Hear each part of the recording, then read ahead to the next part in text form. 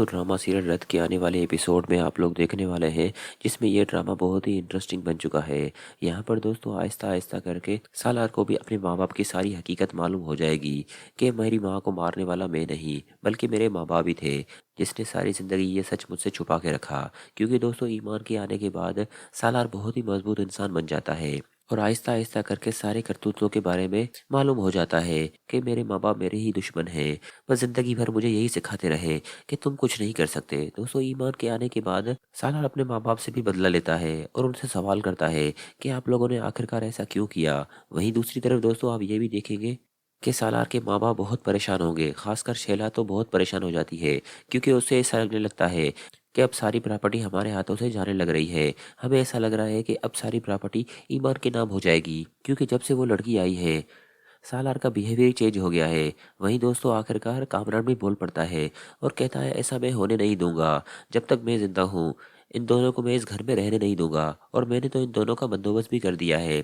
दोस्तों बहुत ही जल्द कामरान सालार और ईमान को खत्म करने का मंसूबा भी बना रहा है और बहुत ही जल्द सालार को वो मरवाने की कोशिश करेगा। लेकिन दोस्तों यहाँ पर अब देखना ये होगा कि किस तरह ईमान सालार को प्रोटेक्ट करती है, क्योंकि हर वक्त तो सालार के साथ वो नहीं हो सकती। वो उसे ज़हनी तौर पर मजबूत कर रही है, लेकिन सालार को जब मालूम होता है कि उसका भाई ही उसके साथ बगावत में उतर आया है तो दोस्तों वो हैरान हो जाता है, क्योंकि उसे इतना पता नहीं था कि उसका भाई उसे मार भी सकता है और मरवा भी सकता है।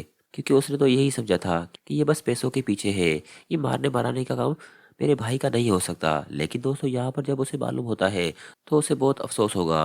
वहीं दोस्तों अगले सीन में अब ये भी देखेंगे कि जामिन से जब लेख साहब पूछते हैं कि इतनी सारी फैक्ट्रीज जो सालार के नाम थी वो कामरान के नाम किस तरह से हो गई, मैंने कभी नहीं सोचा था कि तुम भी मेरे साथ ऐसा धोखा करोगे। दोस्तों जामिद के पास कोई जवाब नहीं होता क्या वो लेख साहब को क्या जवाब दे, क्योंकि उसने तो ये सब पहले ही किया हुआ था। बस लेख साहब को इस बारे में इल्म नहीं था, क्योंकि जब से ईमान आई है सारे घर को पूरी तरह से चेंज कर दिया है।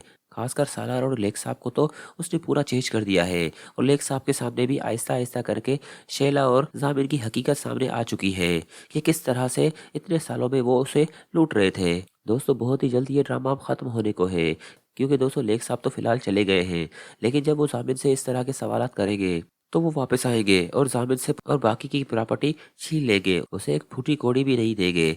वहीं दूसरी तरफ आप दोस्तों ये भी देखेंगे कि सालार ईमान का शुक्रिया अदा करता है। हालांकि सालार को इतनी चोटें लगने के बाद भी वो ईमान का शुक्रिया अदा करता है कि तुम्हारी वजह से आज मैं इस मकाम पर पहुंच चुका हूँ और मेरे अंदर वो जज्बा भी आ चुका है, क्योंकि मेरे अंदर पहले डर था लेकिन अब ऐसी बात नहीं है।